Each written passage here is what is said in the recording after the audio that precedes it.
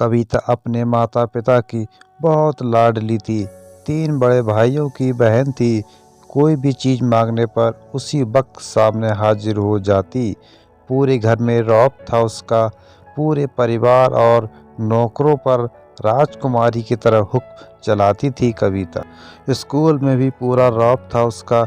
बड़े घर की लाडली जो थी वह ऐसे ही उसने कॉलेज में दाखिला लिया। उसके ठाट बाट बड़ी गाड़ी में आना जाना, हर दिन नया फैशन देखकर हर कोई उससे दोस्ती करना चाहता था। पूरे कॉलेज में उसकी अपनी ही एक पहचान थी। इन दिनों उसके घर एक रिश्ता आया। खानदानी लोग थे और पापा की पुरानी जान पहचान थी।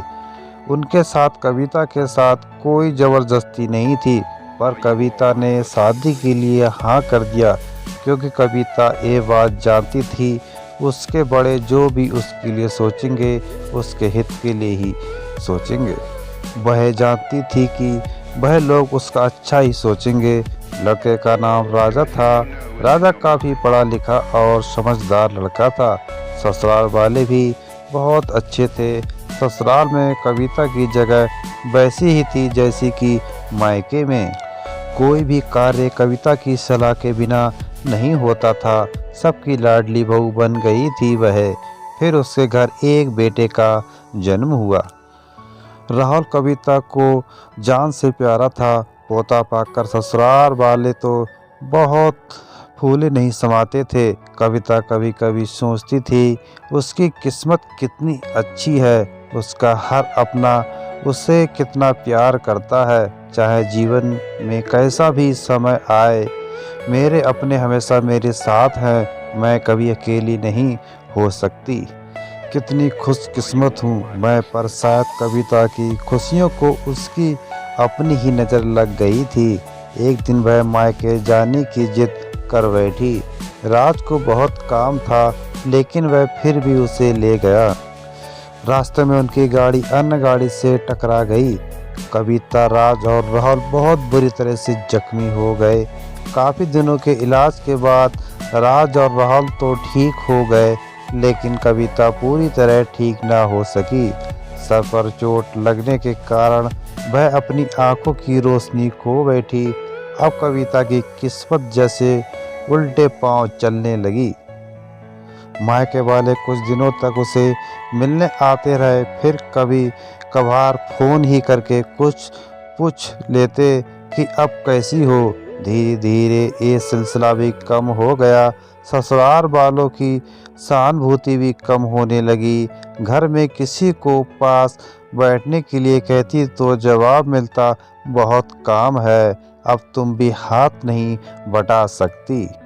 राज भी चिड़चिड़ा हो गया था। बस राहुल ही था उसके साथ, जिसके साथ हंसते खेलते उसका वक्त गुजरता। एक दिन कविता के हाथ से कुछ सामान गिर गया, जिसकी वजह से राहुल को हल्की सी चोट लग गई। कविता के सास ससुर ने राहुल को उससे अलग कर दिया कि कहीं उसके ना देखने की वजह से बच्चे का कोई नुकसान ना हो जाए। कविता अंदर से टूट चुकी थी। एक दिन उसने सबके सामने मायके जाने की इच्छा रखी तो राज उसे तुरंत मायके छोड़ आया, जैसे कि वह भी यही चाहता था, लेकिन राहुल को उसके साथ नहीं भेजा गया। कविता कभी राहुल से दूर नहीं रही थी, पर उनकी कमी के कारण उसने राज से बहस नहीं की। कविता को लगा कि वह 3-4 दिन वहाँ रहेगी तो थोड़ा हवा पानी बदल जाएगा, क्योंकि वह इतने दिनों से कहीं भी बाहर नहीं गई थी। घर वाले भी इतने दिनों के बाद उसे देखकर कितने खुश होंगे। कविता के घर पहुंचने पर सब लोग बहुत खुश हुए। खाने में सब कुछ कविता की पसंद का ही बना था। उसने अपने मम्मी पापा और भाइयों से दिल खोल कर बातें की। उसके छोटे छोटे बच्चे भी बुआ के साथ घुल मिल गए थे। रात को सोने के वक्त जब वह कपड़े बदलने लगी तो उसे पता चला कि उसका बैग तो बहुत भरा हुआ था। दोस्तों, कहानी अभी बाकी है। कहानी का दूसरा भाग आपको अगली वीडियो में देखने को मिलेगा। दोस्तों, कहानी पसंद आए तो वीडियो लाइक कीजिए और चैनल को सब्सक्राइब कीजिए। धन्यवाद।